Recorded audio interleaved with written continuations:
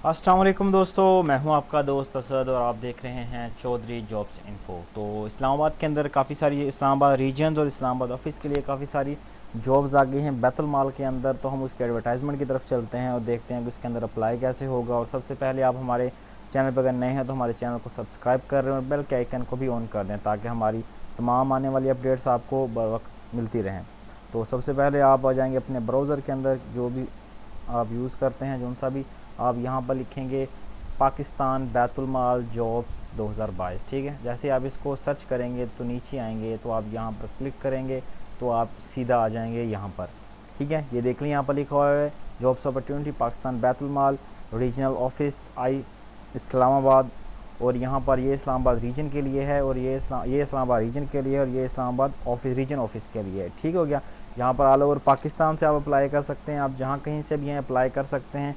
इन्होंने इस पर डोमिसाइल स्पेसिफाई नहीं किया हुआ कि सिर्फ इस्लामाबाद का होना चाहिए। तो सबसे पहले आप यहाँ पर क्लिक करेंगे और एडवर्टाइजमेंट के ऊपर आ जाएंगे। मेरे पास पहले से मौजूद है।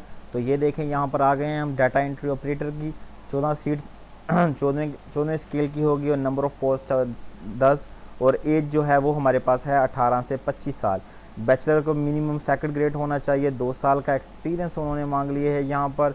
और उसके बाद आपके पास 35 अपना स्पीड होनी चाहिए आपकी टाइपिंग स्पीड पर मिनट 35 वर्ड्स पर मिनट। उसके बाद दूसरी सीट आ चुकी है अकाउंट क्लर्क की। इसके लिए 11वें स्केल का ये बीपीएस है। उसके बाद नंबर ऑफ़ पोस्ट 3 हैं। इसके लिए जो एज है वो है 18 से 30 साल। और इसके लिए उन्होंने मिनिमम इंटरमीडिएट की रिक्वायरमेंट की है और 2 साल का रेलिवेंट एक्सपीरियंस मांग लिया है। और यहाँ पर उन्होंने कहा है कंप्यूटर को जानता हो या कंप्यूटर का कोई भी सर्टिफिकेट हो, कंप्यूटर ऑपरेटर, अकाउंटिंग वगैरह कुछ भी का।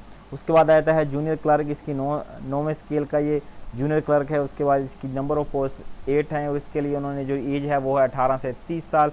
उसके लिए भी उन्होंने कहा है कि मिनिमम मैट्रिक होनी चाहिए सेकंड ग्रेड के साथ। और उसके बाद उन्हें अगर 3 जो वीक्स की बेसिक आईटी की ट्रेनिंग होनी चाहिए। उसके बाद ड्राइवर की सीट्स हैं अपना 6 स्केल का ड्राइवर की सीट्स हैं। उसके बाद नंबर ऑफ़ पोस्ट 3 हैं। 18 से 35 साल उन्होंने मांग लिया है। और यहाँ पर एलटीवी का लाइसेंस होना ज़रूरी है और एक्सपीरियंस होना चाहिए। ड्राइविंग में भी प्रेफर्ड हो, कह रहे हैं एक्सपीरियंस होगा तो उसको प्रेफर किया जाएगा दूसरों के ऊपर जिनके पास एक्सपीरियंस नहीं होगा।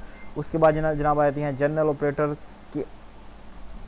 ऑपरेटर की सीट। उसकी 4 चौथे स्केल की हैं और एक सीट आई हुई है। 18 से 30 साल इसकी एज है और इसकी मिडिल पास होना लाजमी दे दिया गया है। उसके बाद आ गई हैं जनाब राइडर के डिस्पैच राइडर। 4 सीट्स आई हुई चौथे स्केल की और एक सीट आई हुई है।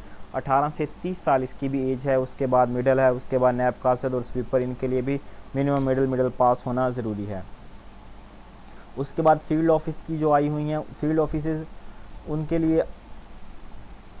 लिए ऑफिस असिस्टेंट 15वें स्केल का है। इस्लामाबाद का होना चाहिए।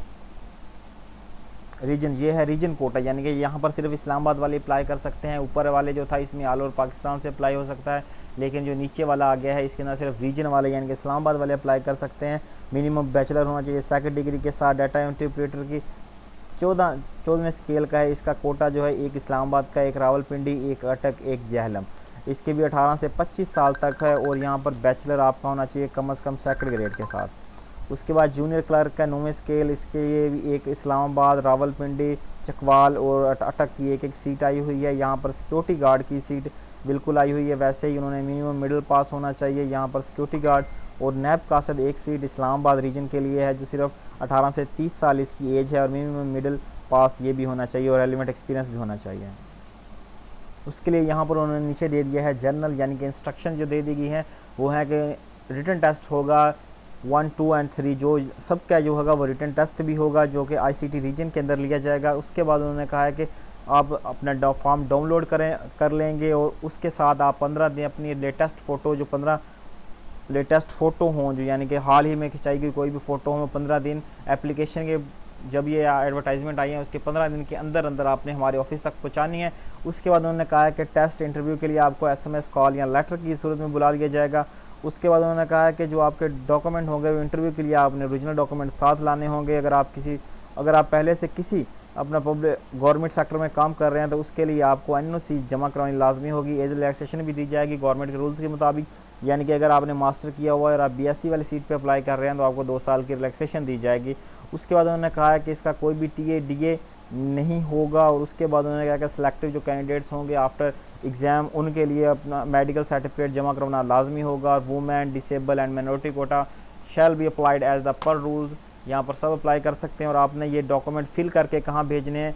Assistant director ESTBHR PBM regional office ICT, ठीक है। आपने यहाँ पर वो डॉक्यूमेंट भेजने हैं। अब हम देखते हैं कि फॉर्म कौन सा है, ठीक है। आपने फॉर्म को डाउनलोड कर लेना है। फॉर्म को डाउनलोड करने के बाद याद रखिएगा कि जो फॉर्म डाउनलोड हो गया ये आपके पास माइक्रोसॉफ्ट ऑफिस के अंदर ही ओपन होगा।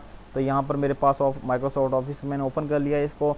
एप्लीकेशन फॉर्म सबसे पहले आपने नाम ऑफ पोस्ट लिख देना है, पोस्टल कोड आपने लिख देना है अपना। उसके बाद आपने अब यहाँ पर एक फ़ोटो लगा देनी है, नाम, फादर नेम और यहाँ पर एज, यहाँ पर बाकी सब आप देख लें, पोस्टल एड्रेस, ईमेल। उसके बाद कॉन्टैक्ट नंबर यहाँ पर आप लिखेंगे, जो डिग्री है पहले मैट्रिक, इंटर, उसके बाद ग्रेजुएशन, मास्टर अगर है तो। अगर आप किसी चीज़ में एक्सपीरियंस रखते हैं तो यहाँ पर एक्सपीरियंस रखते हैं, कितने साल का एक्सपीरियंस है, फील्ड ऑफ वर्क कहाँ, किस लिए काम करते रहें, किस ऑर्गेनाइजेशन में काम करते रहें, डेस्टिनेशन आपकी क्या थी, क्लर्क थे, अकाउंटेंट थे, टीचर थे, जो भी हो।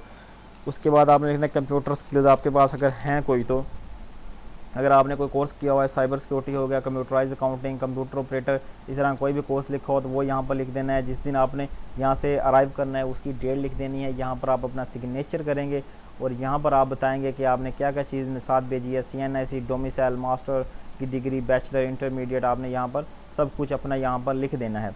उसके बाद तो ऐसे ये सब का सब फिल हो जाएगा।